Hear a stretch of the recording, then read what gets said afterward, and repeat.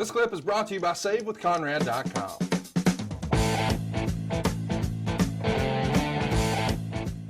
So let's fast forward. So no, I did not know. You're watching, I assume, is it fair for me to assume you're in Gorilla when this happens? So you're in Gorilla, you're wearing a headset just like you are right now. A little different, there's only one ear. And from what I remember, the Hart Foundation, Owen and Davey, are right behind you, about to run Actually, through. they were right in front of me. They're about to run through the curtain to do a schmoz finish, which is what Wrestling with Shadows presented as what the original plan was supposed to be. Right. The bell rings. You're watching the monitor. It's not the finish you remember booking or calling or you're looking for. Correct. Pick it up from there. Well, okay, I'll give you guys. Okay, I'll go back and I was going to say I'll give you something that's never been discussed. No, anywhere, do it. Because do it's it. personal. Do it. But no, I'm going to go to your point. When the bell rang, and again, I'm watching the match, but I'm not. I'm doing other things too, and I'm looking for the spot where Davey Boy Smith and Owen Hart, and I think it was Nightheart. Do a run in. And we're sitting there, and I hear the bell ring, and I'm like, what the hell? And I'm yelling at the timekeeper, why are you ringing the bell? And I look up on my monitor, and Sean has his leg hooked, and Davey Boy and Owen are standing right in front of me, and Owen's like, what happened? What happened? And Bulldog's like, they fucked him. They just fucked Bret. And they screwed him. And they're like, what do we do?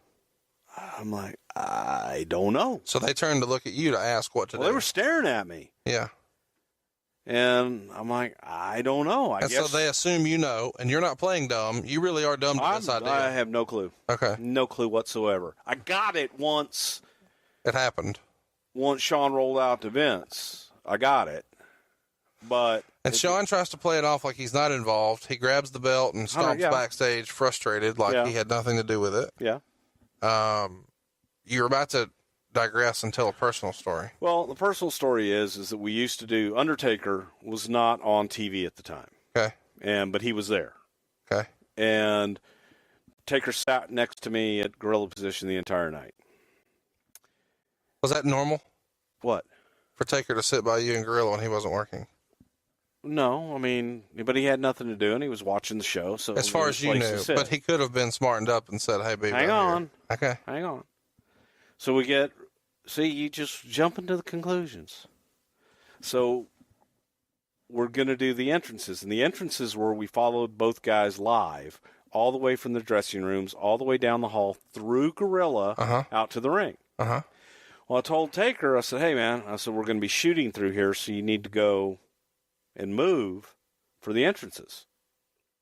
So Taker just walked down and went into Vince's office to watch the show. Never came back. So we have the match. Everything happens.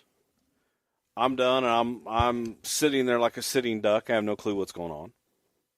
And I get up, and I'm going to go back to Vince's office where all my stuff was and where, we all had our stuff. And as I'm walking back, I see Undertaker standing in the hallway to Vince's office with his arms crossed, kind of looking around. And I'm like, son of a bitch. He knew. Yeah. And now he's guarding Vince's office. Mm-hmm. And I blow by him, and he's looking at me like I got steaming turds hanging out of my mouth. And we don't say anything to each other. Won't know if you're going to say something. Yeah, we don't, I'm mad at him. Because I think he knows. He's mad at me because he thinks I know, and he thinks I sent him away. So that he wouldn't be there when it happened. Now, what the hell he could have done about it or anything else, I don't know. But, so we think each other knows, and that was just my personal little thing that we had. Did y'all talk about it later? Oh, yeah. So he did know? No, he never knew. No, he did not know. But he thought you knew? He thought I knew. Okay. And I thought he knew. And nobody knew? And nobody knew. Okay. So we were mad at each other, and we were both kind of... on the same boat. Yes. So now Vince throws Bret spits on Vince, throws a tantrum ringside, smashes the TVs, paints WCW with his fingers in the air, comes back through the curtain. Are you still in Gorilla at this point, or have you hightailed it out of there? No, I was in Vince's office. So you go to Vince's office, and you assume That everyone will congregate there, or what happens? Does Vince come in the room next, or what happens? Yeah, Vince and Shane came in. I want to say that Shane came in first. Then Vince came in, then Jerry Briscoe, and then Jerry Briscoe went out and got JR and brought JR in, and that was it. So you guys are sitting around the office, and then there's the family. Nobody was sitting. Okay, everybody's standing around the office. What's Shane doing during all of this? You know, I'm sure that everybody who wasn't there probably has this vision of us, you know, sitting around plotting. It was silence. I mean, It was silence. We sat there, we watched the monitor, Bret destroying everything. It's kind of like Mourning a Death a little. Okay, I don't know what that is. Well, no, I'm just saying, like, this is the end. Something traumatic has happened. We know that it's and it was far from the end, and we all knew that. Yeah. And Jerry Briscoe went to go and, you know, talk to Bret and pretty much go out and face everybody. And I mean, you know, Briscoe came back, and Vince was like, you know, I need to go and I need to face him. I need to face everybody. What did Briscoe say Bret said? Do you recall? Yeah, I don't recall him really saying anything. I don't even know that Jerry spoke to Bret. So Vince then goes into the locker room where Bret is. We made that walk and got spat upon by the Hart family along the way in the hallways. I mean, they literally spit on us. The wrestlers or the family? The family. So like his wife and is spitting on you sisters. Guys. Wow. Yeah. I feel strongly that saving money is important. You know, if it's not something we worry about now, boy, we are really going to worry about it later.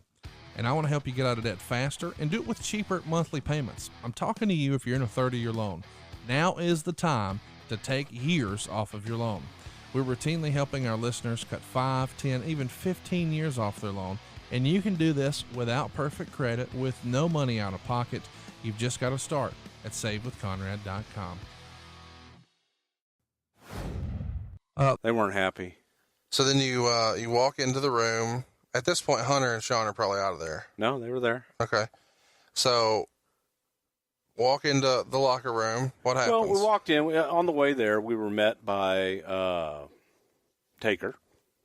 What? And has the director come up yet? Like the company that's filming, has that been a topic of conversation at this point? What director? They're shooting Wrestling with Shadows. Oh, they were nowhere around. That from the standpoint of working with us. I'm saying as far as Vince goes, is he thinking, oh shit, I forgot they're here. We need somebody to neutralize. Oh God, that was the furthest thing from our mind. Okay. That was the furthest thing from anybody's mind. Okay. It was kind of like a non-issue. Okay. But, you know, we got confronted by Undertaker, Davey Boy, and Owen, and Nightheart. And Vince just looked at him and said, guys, what did you expect me to do? You know, I did it for you. So he wasn't willing to do business. I had to do something. I had to do something to protect each and every one of you guys. And I said, where's Bret? And he went down, walked down the hall. Undertaker went in and pretty much got everybody that was not directly involved in the match, got him out. And I was there, Tony Gurria was there, Sergeant Slaughter, Jerry Briscoe, Shane, and then the guys that were involved in the match. So anybody else that claims to have been there, Earl Hebner was not there. Earl was gone. They weren't there.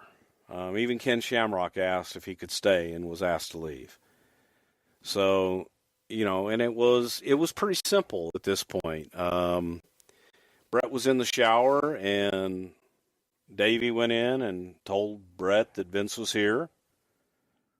Bret came out of the shower, still soaking wet, and said, I'm going to finish taking a shower. I'm going to get dressed. I'm going to stand up. I'm going to knock you out. So he goes and takes a shower. Went in and finished his shower, came out, started to get dressed, and, you know, he and Vince, you know, he cussed at Vince and blah, blah, blah. And Vince just said, Bret, you left me no choice. I had no choice. I had to do what was right for my business. I couldn't allow you to just take the belt and show up at our competitor, and had to do what I had to do. And I would think that you would respect that. And it was heated on Bret's end. Vince was pretty calm through the whole thing.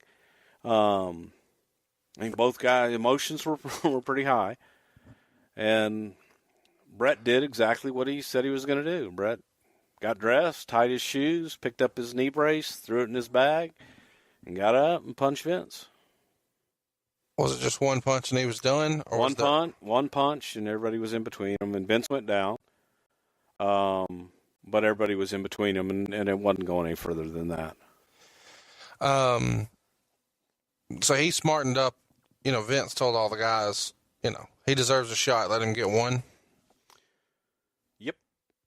So, it's interesting, when you really dig into what we're talking about here, because you kind of get the impression that a lot of WWE folks, maybe Vince, maybe not, certainly not then, view the world title as a prop. It's not a big deal. But right here, Vince is really defending that belt. It was a symbol of the company. It was a symbol of the brand and the company that Vince and his father had built. So to have your champion, I'm saying that symbol goes somewhere else. That symbol gets bounced around in pretty ridiculous fashion these days. I understand that. So I'm just wanting to clarify that what a different time it was in mindset. Right. So let's kind of address the Medusa thing. Was that ever a discussion? I mean, did you guys really believe that Bret was going to show up on Nitro like Medusa did with the belt? How would you think anything else? Did he negotiate when he was the Intercontinental Champion to take that belt to WCW to the best of your knowledge? I have no idea if he did. I have no idea whatsoever. Bischoff has always maintained that he never asked Bret to bring the belt and knew that Bret could, and he knew that Bret could, and he says that because he'd already been sued for that. Right. So there was, not just because he's a nice guy, but he knew, I'm going to get sued for that. But he doesn't start on TV for like a month after with WCW. But you guys were still pretty steadfast and, hey, you know what? They'll do it anyway and just take the lawsuit and let him show up a month early. We didn't know when he was going to show up. Okay. We had no idea. But regardless of when he was going to show up, we had to transition that championship to someone else that was going to be here that we could get behind. So Vince sustains a black eye, I suppose, and some sort of ankle injury in the fall, and then limps out of there, and that's caught on camera in the movie. Your feelings about that being filmed and shown in the movie, or? It's real life. I felt that the portrayal, it was not a fair portrayal. And you can say, if everybody says I'm sucking Vince's dick and I'm towing a company line, I don't work for WWE. I probably will never work for them ever again. You never say never, but the way things are, I'll probably never work for them again. I'm quite happy where I am and what I'm doing right now. And no, I don't tow any company line. I have no reason to tow a company line. But I also do not appreciate and will feed into the rumor and innuendo and bullshit. And that documentary was very one-sided. Yeah. Their timing was great, but it was strictly one-sided. It wasn't a fair portrayal, but that's what documentaries do. If anybody thinks that reality TV is real and documentaries are just showing you all the facts, no, they're in the interest of whoever's doing the documentary. So when this fight is over, you guys go back in Vince's office. What happens next? Everybody just goes back to the hotel like a normal night? We left. So what conversations are you having when you leave the building? You make a phone call to somebody. You're talking about this. You've got to be, your senses are high. Who are you calling? What are you saying? What's the talk? What's the theme? Well, Jerry Briscoe's one of my best friends in the whole wide world, and I had a little chat with Gerald. And he told you that he knew and that he showed Sean some hooks or something?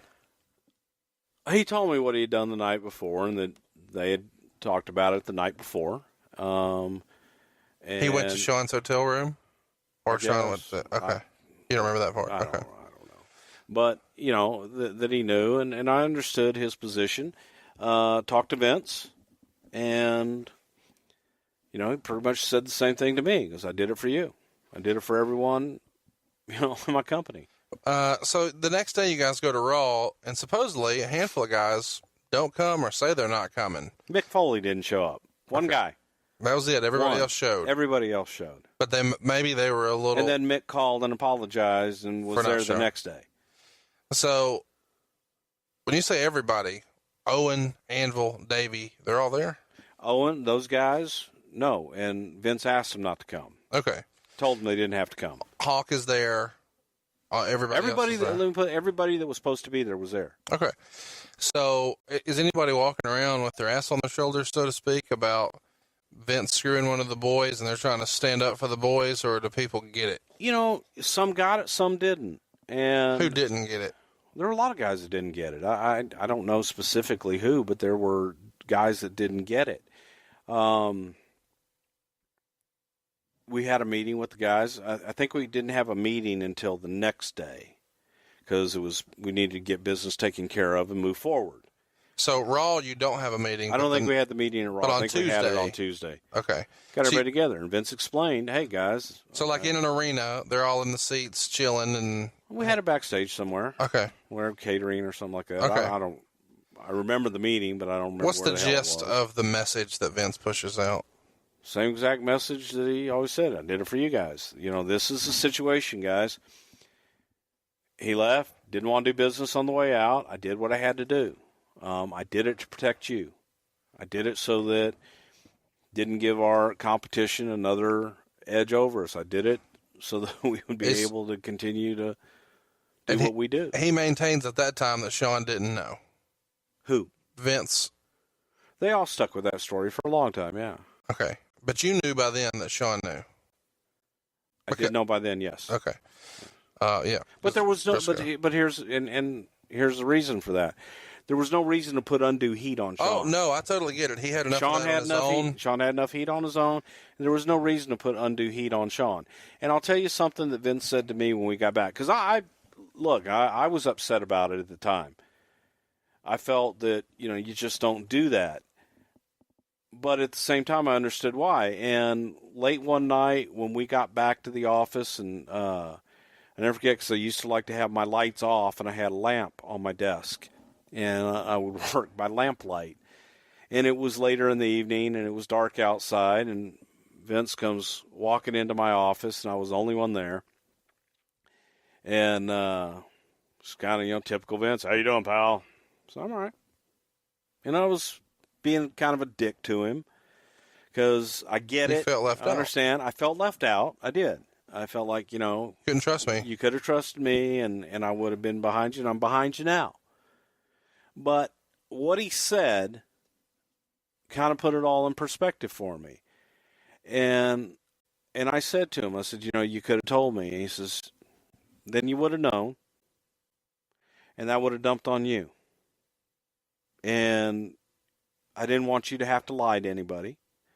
This way you can look anybody in the eye and say, I didn't know, and you weren't a part of it. That was to protect you. It's pretty smart. And I said, well, okay. I said, I said something with Sean's name. He says, well, I want you to think about this. Who else do you think would have had the balls to go in and do what Shawn Michaels did? That took a lot of balls. Not to just do it in the ring, but to walk back through that curtain and face all those guys in the locker room. Yep. And he did that for you. And he did that for everybody back there. So, when you're mulling all this over, and I understand your emotions, keep that in mind. That's a fair assessment. And, I thought about it, and I was like, you're right. A lot of guys can say, well, I would have done this. I never would have done that. You weren't put in that situation. Right. So at this point, you guys have told the Hart Foundation not to show up to the TV, but eventually you try to bring them back into the fold. Let's talk briefly about how that's done. It's pretty well documented. Owen got a bump. Owen had to, feel a little weird about not supporting his brother, whatever that meant, but really he had a job to do, and that's the reason he was in the WWF, not to hang out with his brother, not to support his brother, but to support his family. And he made a financial decision to stick around. Did Vince give him that bump out of obligation? Did he give him that bump to reward his loyalty? Did he give him the bump to stick it to the Harts? What's the motivation behind giving Owen Hart a bump to stay? Owen was put in a difficult position. Owen was Bret's brother, and Owen didn't do anything wrong. Well, here's my point. Normally, you'd like to think in the wrestling business that your pay is dictated by the level of draw you are and how effective you are for someone's business. Did Owen become that much more effective for the business because his brother got screwed to warrant that type of raise? Sure he did. Owen was a big part of that. He was a big part of that group, without a doubt. And he was a big part before, though. Yes. But the raise comes after. I'm curious about the timing of the raise. Well, the raise came after on several accounts. He, frankly, became more valuable after that. Because he was the biggest Hart. Because he was the biggest Hart, and he was still there. So there was an issue, and it was a good deal for Owen, but it wasn't, hey, well, let's pay him off because of Bret. Owen had the opportunity, just like Davey Boy and just like Jim. If they wanted out, Vince offered them their release. Owen didn't want his release. So for his loyalty, for staying, he was rewarded. He was rewarded by being put in a program with Shawn. He was rewarded monetarily, which he deserved. Yeah. He was still put in the top program, and he was taken care of, and Owen was, Do you think he stuck around because he felt like this was his chance to be the top Hart, and now he really didn't have to be Bret's little brother, and maybe he had a chance to stand on his own, and if he went to WCW, he'd still be Bret's little brother? Yeah, I can't answer that for him, but I know that he wanted to be there. So, Davey Boy's offered his release, and I think Davey Boy ended up going down south. He did. But, so did Nightheart. Is that viewed as being a big loss? To who? WWF. Oh, I thought you were talking about WCW. Well, I mean, I'm not trying to... No, it really wasn't. When they asked for the release, it's kind of like, as long as we get Owen, we don't care what happens to these two. No, we were willing to lose Owen if we had to, too. It goes back to the happy locker room theory. Okay. Don't want an unhappy locker room. Yep. And so if they're unhappy, let them go. If they're unhappy, let them go. Now, Nightheart leaves and comes back, right? What's it like to have him reintroduced after he asked for his release? Do you remember? Does he call? Do y'all call? That seems like an interesting... Stu always called. Really? Yeah. Stu even called for Jim. Stu always had to call for Jim. Okay. And so give me an idea. What do you think that conversation looked like or felt like for Nightheart to come back? Yeah, Vince, can you do something with Rhino? He called Nightheart Rhino. I'll say. Big bastard. I sure would appreciate it. Just kind of like that. I mean, it was... And Vince, okay, sure. Vince loves Stu. At that point, when Davey leaves, he had some well-documented issues. Were those already reeling their head, and it was like, glad we don't have to deal with that? Yeah, it was unfortunate, but yeah. So, who first? We're going long here, but we're going to get things wrapped up, but we can't get out of here without talking about this. Who's sitting around the table and says, you know what? Vince has a lot of heat. We should do something with this. You know what? Oh, God. For those of you listening right now, let me just clarify. We do not talk about this off air at all. We literally sit down and with no research and just hit the button and talk. And I know some people are going to say that's lazy, but I think this makes for a better show. So whose idea is that? I have an idea because you don't want to say it. It kind of happened. It was organic. There were people that used to say, well, goddamn, Vince, if you just went out and were you'd be the hottest heel in the territory. Who would say that? Some people. And there were other people that would say, no, Vince is the greatest thing ever. No one could hate him. And this other person would say, are you kidding me? Just go out and be you. You'd be the hottest heel in the company. So I think the first voice is Pat Patterson. I think the second voice is Jerry Jarrett. I think the third voice is you. Yeah, I kind of urged him to be himself on camera and let the cards fall where they may. So he goes on TV and does the, I think you're smarter than good guys versus bad guys. I think, I don't know this. I take it back. I do know it. But Vince did not go into the interview, Bret screwed Bret, with the anticipation that he was going to come out of that as a character or a heel. Really? Vince went into that as an explanation from a company standpoint, thinking that people would rally behind and rah WWF. It was more of a Bret screwed Bret. WCW was trying to screw us. We're the little guys here, and woe is us, thinking people would rally behind. Instead, they went with, well, you're the owner. You could have fixed it. Screw you. And we got Mr. McMahon on our hands. And that initial interview with JR, right? With JR. Yep. That was designed to just be the company sympathy. statement. That was for sympathy. Did you know when they were taping it? Because you're in the production piece here. Did you know this ain't going to go the way he thinks? I thought it was great. Well, but you thought it was great to establish him as a heel, or you thought, oh, they're going to bleed blue here. They're going to be with the WWF. Oh, I thought they'd shit all over us. And they did. They did. And, but they shit over us in a great way. And so not too long after that, around this time is when, Cornette is coming out and doing rants about WCW and being edgy. Mm-hmm. And Vince does you're smarter than good guys versus bad guys. And the Attitude Era really gets kicked off. There's a whole lot of talk that Montreal is the greatest work in the history of wrestling. They outworked me then. Because Bret made more money. Vince made a lot more money. Set the whole territory on fire. And it was the biggest boom in the history of the business. And it was the match that ignited it all, you could say, was Montreal. That was all my idea, 100%. Yeah, I thought of it all. I planned it all out. I wish that I could say that, yes, we were that smart and we planned it all.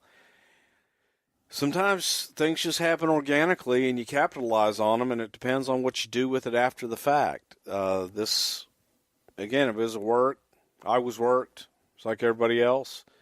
But you don't believe, as a smart man who spent most of his entire life in the wrestling business, this was a work? Nope. Do not believe it. And if it was a work... If it was work, then they worked. Only Bret and Vince know it. Right. But a lot of other people would have had to know it for it to be what it became. What heat, if any, was on Hebner because of this? Well, obviously there was heat with Bret. I think there was... Amongst the boys. Again, I think people had their different camps. Some people thought that was bullshit. Yeah, some people thought it was, and some people understood. Earl Hebner had a family to feed. Bret wasn't going to feed him. Yeah. His boss asked him to do something. His boss didn't ask him to do something. His boss told him to do something. Any regrets about the Montreal thing? None. Do you think that Vince made the right call, and if he had to do it over again, he'd do it the same way? Or do you think he's learned lessons since about maybe a different way to handle it? Same set of situations, circumstances, same everything, do it exactly the same way. Was Pat Patterson there that night? Was he there? Yeah. Yes. Pat was agent for the match.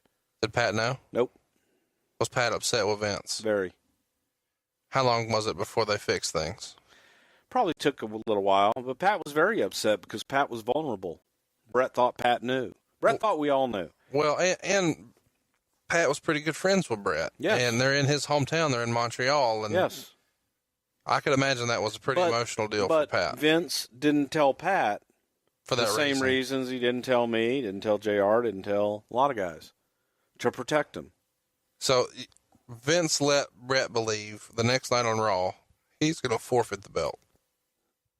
I guess we're not going to really do that. I guess from that, yeah. So at that point, when you think he's going to drop the belt on Raw, before the match, of course, what did you think would be the angle that would set up the December pay-per-view and then the January Royal Rumble and then WrestleMania? Before the bell rings, before you know, well, shit, that's all different. I mean, the idea was get to WrestleMania with Steve. That was the plan. Steve and Bret at that point. Well, you're talking about Raw. Okay, so he drops it to Shawn the next night. Well, you got to get it to somebody that's going to be here. Okay. So he would have. Bret ain't going to be here. So Bret ain't an option anymore. Okay. So, go with the hot heel. Okay. Well, is there anything else we can talk about Montreal? Any other memories that stick out? Because I can't imagine that there's many stones that have been unturned, but the Undertaker story was a big one for me. Yeah, it was, again, that was personal stuff, and Taker and I didn't speak for a day, and we had a fairly heated and emotional conversation the next day. But, we got through it. So any other details about Montreal you'd like to share before we wrap this one up? None that I can think of. I think it's been analyzed and covered to death. Well, I really appreciate you allowing us to go into such depth, and I know I started, more than a year prior, but I really feel like prior to that re-signing. Don't apologize to me. Apologize to those people that answered a poll and wanted to talk about Montreal, and you're talking about No, we got Cleveland. there. Well, we got there. The gist of why Montreal happened was getting out of a contract, and you can't really talk about that unless you talk about how the contract started to me. And now you've got the full story. Of I liked it. What happened when you personally screwed Bret Hart in Montreal? I didn't screw Bret Hart. Bret screwed Bret. What a great way to end it. Hey, it's Conrad Thompson. Thanks for checking out the podcast here on YouTube. Be sure to hit the subscribe button and the notifications bell so you get a notice anytime we upload some new content. And go save yourself some money right now. If you're in a 30-year loan or you have credit card debt, it's not a matter of if I can save you money. It's a matter of how much. Find out right now for free at SaveWithConrad.com.